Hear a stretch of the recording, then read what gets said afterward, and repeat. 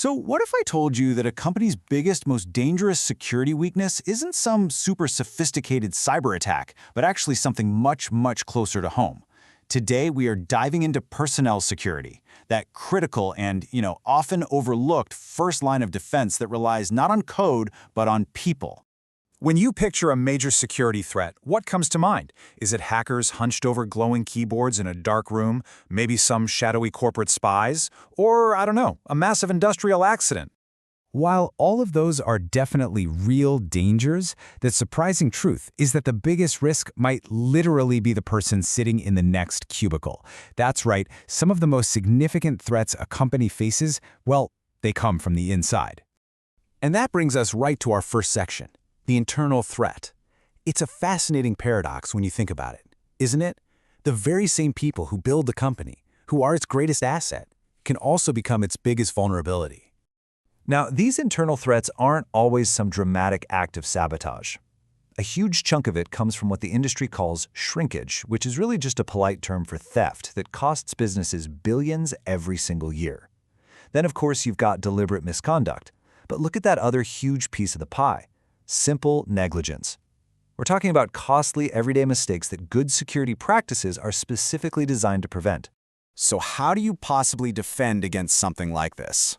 Well, the answer isn't just about fancy technology. It's about process. These are what we call administrative controls. Think of it this way. The way you recruit, select, train, and supervise your team, that is the absolute foundation of your security. And this all starts long before an employee even has a key card. Welcome to Section 2, the pre-employment gauntlet.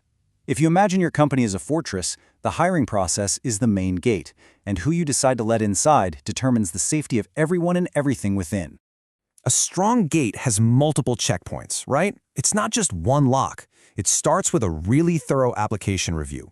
Then it moves to verifying credentials, making sure people are who they say they are and have done what they say they've done. That's followed by comprehensive background checks, and finally, structured interviews designed to assess not just skill, but also character and integrity. But here's the really tricky part. Companies have to walk this incredibly fine line. On one side, you have the critical need to be thorough to protect the organization. But on the other, you have the absolute legal requirement to comply with all kinds of employment laws and respect every single applicant's rights. It is a very delicate and absolutely essential balancing act.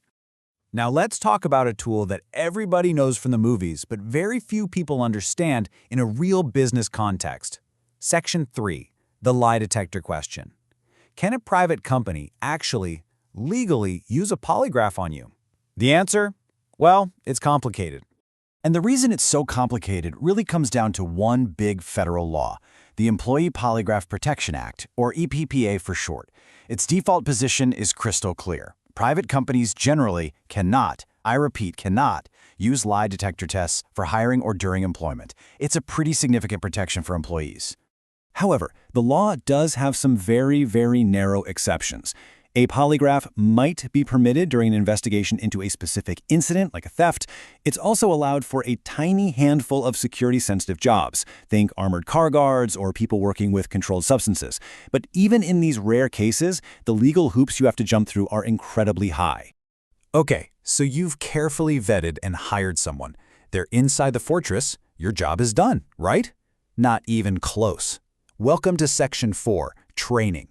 Because, you see, getting them inside is one thing. Turning that person into an effective defender is a whole different ballgame.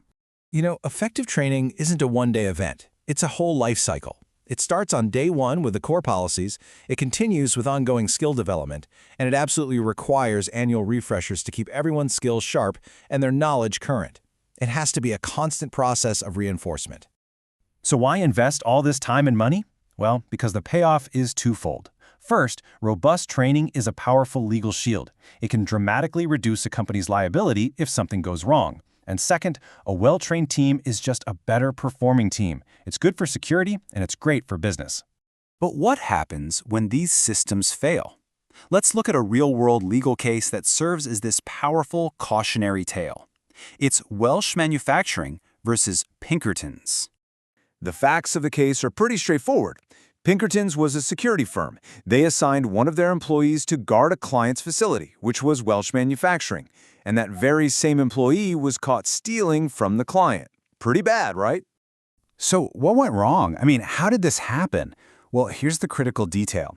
During their own pre-employment screening, Pinkerton's had uncovered information that raised some serious red flags about this employee's trustworthiness. But they hired him and assigned him to the client anyway.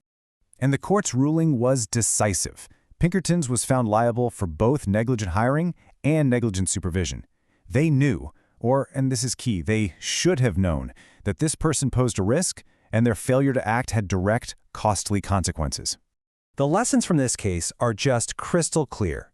You are legally responsible for the information you find in a background check. Ignoring red flags isn't just a bad business decision, it's legal negligence. And that duty doesn't just stop at the moment of hiring. Proper supervision and training are ongoing legal obligations. So this all leads to a final, pretty crucial question. With so many human factors in play, from who you hire and how you train them to daily supervision, is a truly perfect security defense even possible? Maybe not. But really understanding that your first and most important line of defense is always human, well, that's the most critical step of all. Thanks for joining us.